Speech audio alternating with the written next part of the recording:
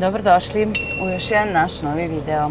Danas idem da završavam vozačku dozvolu i usput ću da vam pričam zašto baš sada moram u maju da završim vozačku dozvolu, jer to mi je rok.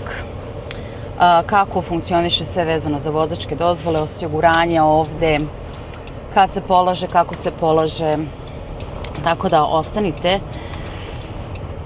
uz nas i ovaj video i nadam se da će da vam bude interesantno. Prosto idemo da završavamo pa da obradimo i ovu temu. Pre nego što se odvezem tamo, idem da uzmem sebi jednu hladnu kafu. Ovde je jako vruće. Već je blizu 30 stepeni, što je neverovatno. Tako brzo. Ovde nema proleća po meni. Znači, direktno iz zime kreće leto. Tako da to je što se toga tiče. I pričat ću vam. Dobila sam u stvari, ja sam dobila pismo na kuću od osiguranja da je vreme da obnovim moju vozačku dozvolu. Ovde se vozačke dozvole obnavljaju svake godine. Sad, zašto baš mesec maj? Za mene je mesec maj. Nije za svakoga. Samo za one ljude koji su rođeni u januaru. Tako da, pošto sam ja rođena u januaru, ja imam rok u maju da završim moju vozačku dozvolu, to je da je obnovim. Ja znam dok smo mi bili u Srbiji, pošto sam tamo polagala vožnju, meni je bilo ono, znam da ideš da se slikaš i ta vozačka dozvola ti traje, znači, 10 godina i naravno, ja ne znam, ajde pišite mi u komentarima da mi kažete kome je dobro ispala slika u vozačkoj ili ličnoj karti. Znači, ja mislim da nikome nije. Tako da ovde se to obnavlja, ta slika, na 3 ili 5 godina, zavisi da li sad, na primjer, radite neke papire ili nešto. Tako da, ali u principu je na 5 godina se obnavlja ta plastika sa fotografijom. I to se ne naplaćuje ništa dodatno, ali vozačka kao dozvola ću vam objasniti zašto se radi i plaća na svakih godinu dana. Hi, one medium iced coffee with almond milk. Medium iced coffee with almond milk? Yes. Anything else? That's it, thank you. Okay.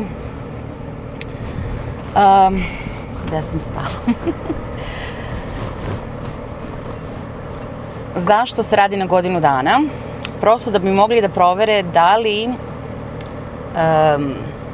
ste imali neke, na primjer, udese, nesreće, zbog toga što možete da imate popust ako ste vozač na ulici, da ste sigurni, da pazite i sve vi možete da imate popust na vašu vozačku dozvolu. Ali ako se desi, na primjer, nešto da ne pazite, da imate kazne i tako dalje, onda vam se vozačka dozvola na svakih tih godinu dana povećava iznos. Znači, nije fiksna cena. To sad ima neki parametri. Ja mislim da mi je taj papir ostao kod kuće, pa ću pokušati da vam, ne obećavam, da vam ubacim u ovaj video, da vidite kako izgledaju ti parametri u procentima, koliko u stvari osnovno košta i koliko kad ste ok vozač posle godinu dana, dve. Hello, 315 please. Yes. I'm sorry, it's on card? Yes, on card. Here you go. Thank you. Have a good one. You too. Tako da, ja za sad nisam imala nikakve kazne, nikakvih problema. I onda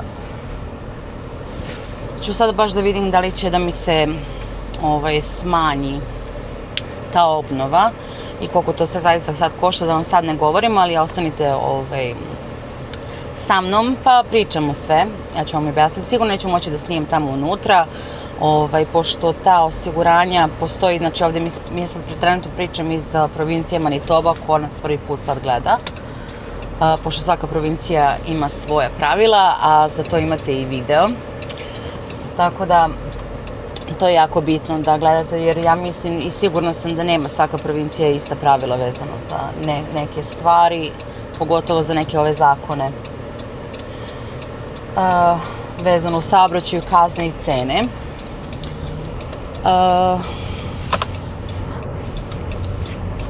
Sve košta.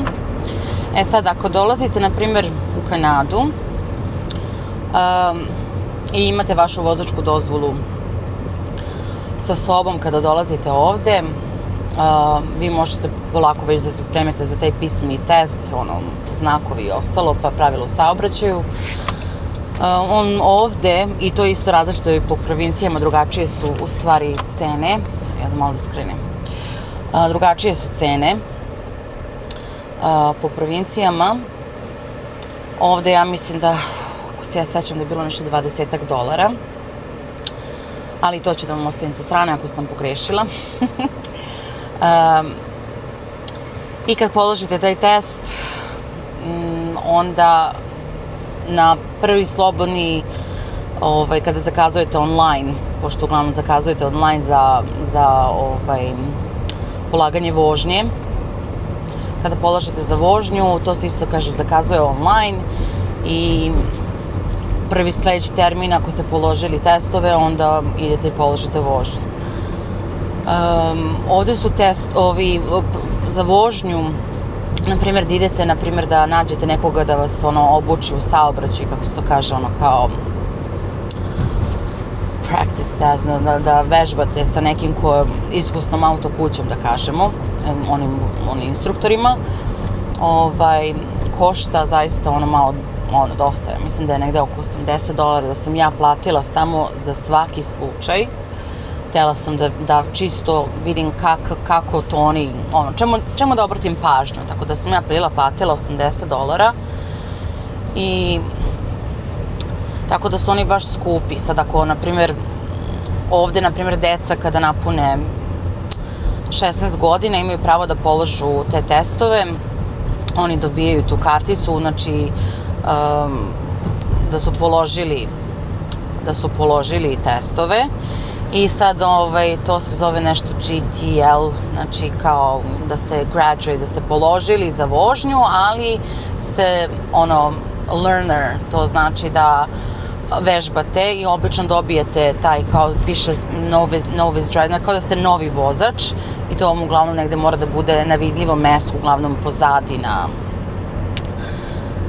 kada neko vozi, da može čisto da vidi da ste novi vozač. Novi vozači 9 meseci ne bi smeli da voze noću, ne bi smeli da voze sami, znači moraju da voze sa osobom koja ima punu vozačku dozvolu 3 godine. Sad, na primjer, Anđelija sad sprema da polože vožnju i kada položi dobije tu vozačku dozvolu, ja mogu da je učim da položi vožnju, znači ne moramo da plaćamo, mislim, ali ja ću u svakom slučaju to videti da je platim možda koji čas, naravno, ali ja sedim sa njom, učim je da vozi, tako da to je jedan moment da ja mislim da je mnogo jeftinije nego što je na Balkanu, pogotovo ja mislim da se to promenilo u Srbiji od kako smo mi otišli pre 7-8 godina, da je to baš onako nešto ekstremno poskupelo i tako da tu može da se uštedi i imate, ja mislim, 15-16 meseci da, posle 9 meseci deca, ako su kao vozila, ali ja mislim moraju da imaju 18, nisam sigurna, ne mogu da voze. Tako da sad vam pričam malo poluinformacije, ali to je u principu to, aj sad pričamo za decu. I da tek onda mogu da polože i da dobiju tu punu vozačku dozvolu, da idu da polažu i to je to. To je što se dece tiče. A za nas isto, ako nemate vozačku, morate isto, ja mislim, 9 meseci isto morate da vozite sa nekim, tek onda posle 15 meseci, posle 9. meseca morate, baš sam zbunjujući, posle 9 meseci onda možete da vozite čak i sami i da vodite računa naravno i onda polažite vožnju i dobijete punu vozačku dozvolu. Tako da ovde ono što ja mislim da je baš super je to što možemo mi roditelji da učimo, znači ili da znate nekog ko može da vas nauči kako trebate da vozite, platite možda čas, 2, 3 i to je to. Ono što je interesantno, na primjer, ne morate da izlazite sa svojim kolima, možete da izađete sa nekim kolima na polaganje ljudi koji, auto mora da bude u dobrom stanju, da bude sve safety, da sve radi, da nema nikakvih problema na kolima, pošto ovde nema, kao kod nas na Balkanu, što mora da se radi, ne registracija, nego, sad mi stade mozak. Zato što toga ovde nema, pa onda ne koristim tu reč uopšte. Tehnički pregled. Tako je, ovde tehnički pregled nema na svaki godinu dana kao što se radi u Srbiji, da ja znam. Pošto ovde radite, to se zove safety. Safety se radi kao safety, to je kao da li je siguran auto i sve. Kada uglavnom kupujete polovan auto, on mora da ima položen taj tehnički pregled. I pošto imate taj papir da je tehnički pregled u redu, vi ste ti koji su odgovorni za svoj auto, da li je on ispravan ili nije. Tako, znači vi vodite računa da li je sve u redu. Znači ne mora da se radi svakih godinu dana. Samo onog trenutka kada ga prodajete, onda morate, na primjer, sada ja imam auto, kao sad, na primjer, ovaj auto koji je već 2017. I ja sad hoću da ga prodam, ja moram da idem dodatno da radim taj safety i da bih htela da ga prodam, jer neće uglavnom ljudi da uzimaju automobil ako nemate taj papir. Mogu, ali onda oni moraju da prolaze kroz to i ako nešto nije u redu, znači razumete što hoću da kažem. Tako da to je što se toga tiče. Sad, vozačka dozvola, da se vratimo na to. Vozačka dozvola, sad ako ste imali, kažem, neke te udese, ona bude skuplja, što ste bolji vozač, ona je jeftinija i, kažem, prosto verujem da je zbog toga ovde malo onako sigurnija i vožnja, da ljudi prosto vode strogo računa u saobraćaju, jer vama nije to kao u Srbiji, što ja kažem, imate kaznu, platite kaznu, kao baš me briga, mislim, kao neki poeni i to. Imaju ovde poeni, ali vas, na primjer, ovde to prati godinama, čak, ja mislim, 5 godina vas to prati, ili godinama, sad zavisi sad ako imate nekoliko, pa to može da vas prati i hahaj, da vam bude i skuplja i vozačka i osiguranje i sve. Znači, nije to baš kao kod nas kazna, poen, malo vamo tamo i kao ćao. Znači, baš je, verujem da je zbog toga da ljudi vode računa. Tako da, osiguravajuće kuće ovde u Manitobi ima, ja mislim, 2, 3 kao te sestrinske kao osiguranje koji su povezani sa tim Manitoba Public Insurance. I ja sad ne idem direktno u MPI, zato što ja znam da je tamo ekstremna gužva uvek i onda uvek idem u te neke manje osiguravajuće kuće gde ja mogu da prosto ne čekam toliko red. Evo, ja ću vas odvesti da vidite, snimit ćemo to malo ispred, da vidimo kako to izgleda i baš će na samom izlogu da piše ljudi koji su rođeni u maju, sad treba da završe vozačku dozvolu. Tako da ja idem da završim to, da uđem tamo i da sumiram što sam vam sve rekla, pa nastavljamo dalje. Eto.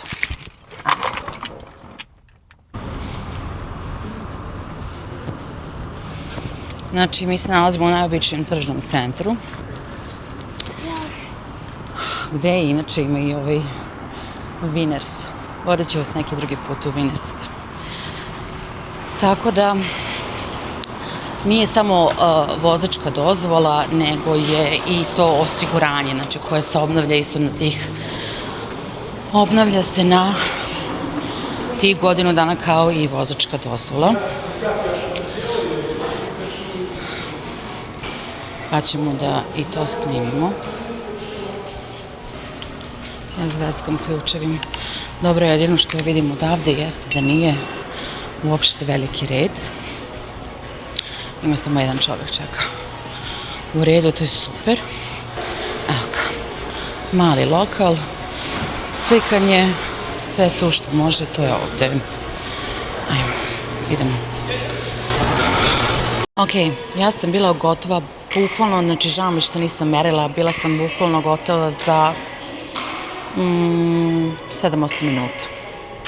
Tako da to je bilo ono što je bilo jako interesantno, nije bilo gužve, odmah su me primili, dala vozačku dozvolu, oni su u kompjuteru samo zabeležili da sam ja platila moju godišnju članarinu za moju vozačku dozvolu, pošto tada isto i proveravate da li tada vam se obnavlja i osiguranje za auto. Tako da jedino što se tu možda može zadržava malo samo da potvrdim, pošto ja hoću da mi bude da mi se povuče sa računa za plaćanje osiguranja određenog dana u mesecu.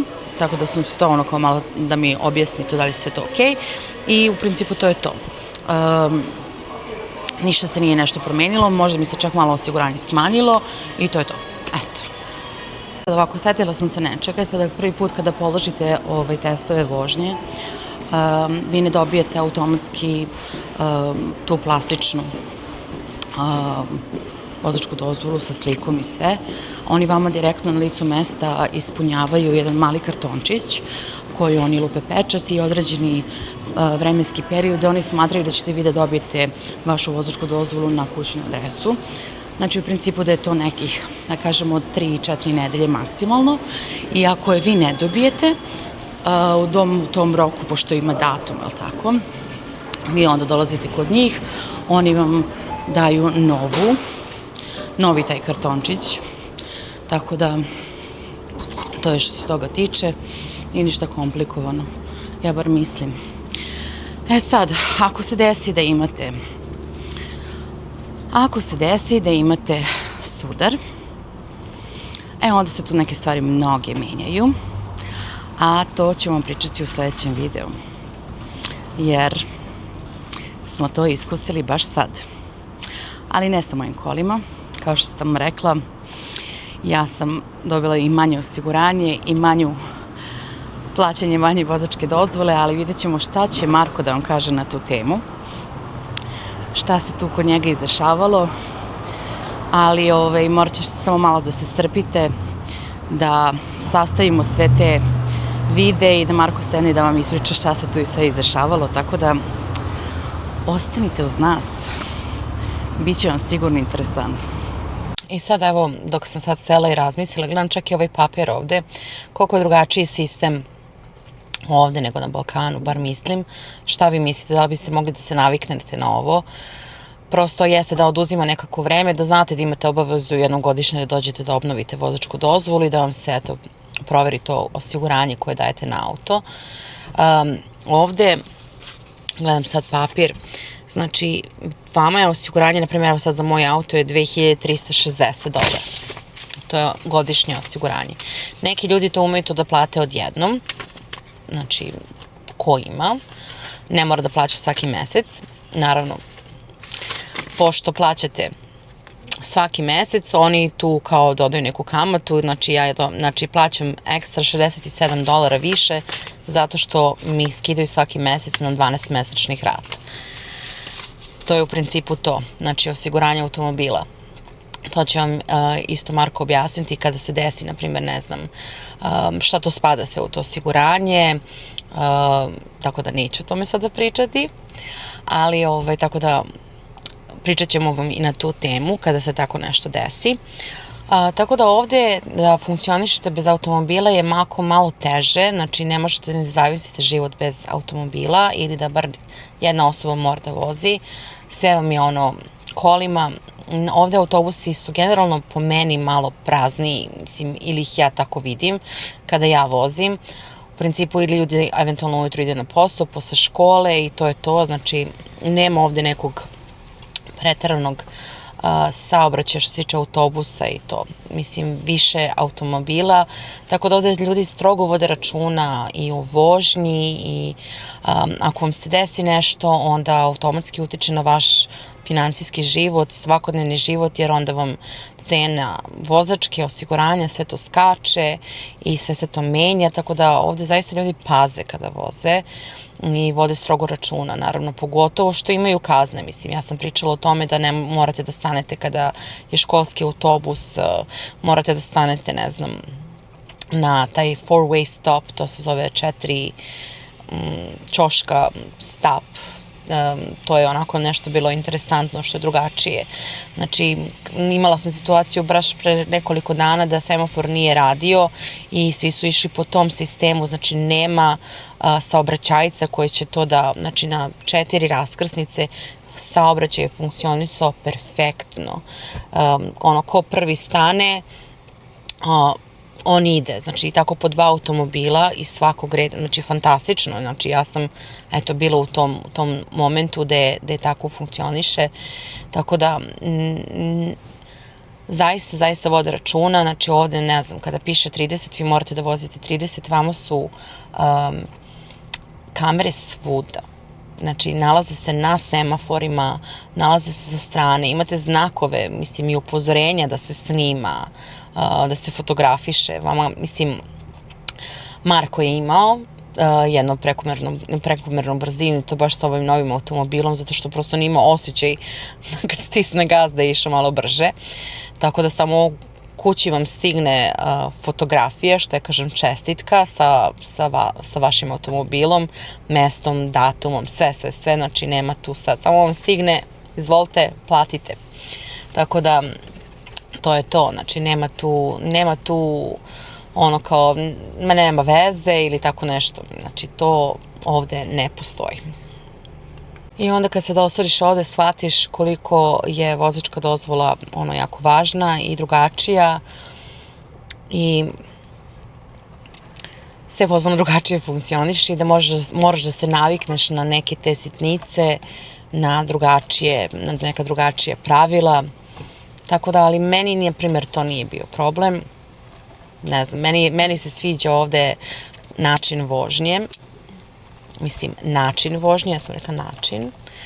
Ako će neko da me uhvati za reč, znači, to sam htela da kažem. Malo je ono laganije. Ja ovde, ne možete da vozite negde da je više od 80. Tek samo ono na autoputivima vam je 100. Sve je to u principu ograničenje 50, 60, oko škola, znači ovde imate svuda su vam škole, tu je maksimalna brzina 30, sve onako lagano i onako po nekim pravilima, prosto, eto, nema čak i ono kao kad se stane na tim raskrsnicama gde nemaju semafori, gde su ti, ima kao 2-way stop, 3-way stop, 4-way stop, znači zavisi od raskrsnice kolika je i sad, na primjer, neko stane i on kao sad čekaš ko će prvi da krene, mislim, ne znaš, stali ste u isto vreme i onda kao ajde ti, ne, ajde ti prvo, kao ajde ti. I to ono kao, toliko su ljubazni u saobraćaju. Tako da, meni se ovde dopada način vožnje, eto, to sam ja, možda se nekome ne sviđa. Iskreno kažem da odem sad za Beograd i da sednem u auto, ne znam da li bih mogla, jer ovde su ulice toliko široke, toliko velike. Kad se setim, sve nekako mi sad deluje sve taj Beograd onako usko, zbuđeno, parkinzi, svuda, ne znam. Tako da, za sad je ovde okej. Pišite mi meni koji ste iz drugih provincija, da li su ista pravila, na primjer, i ovde i tamo. Mislim da su čak da su cene, na primjer, polaganja drugačija. Ja mislim da što se osiguranja tiče sve zavisi, naravno, i od automobila i vožnje i svega. Tako da, eto, nadam se da vam je bio zanimljiv ovaj video.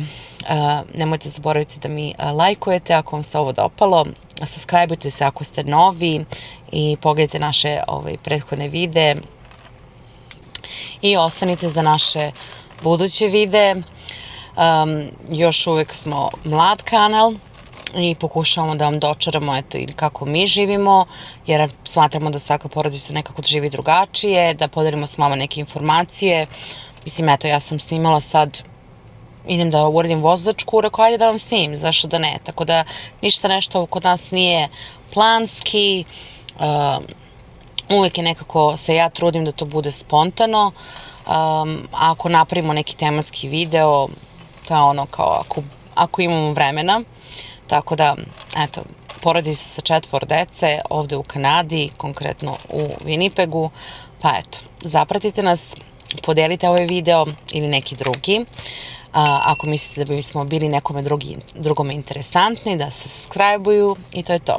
Veliki pozdrav, do sledećeg puta. Ćao! Srpski koreni Canadian life, like, share, subscribe.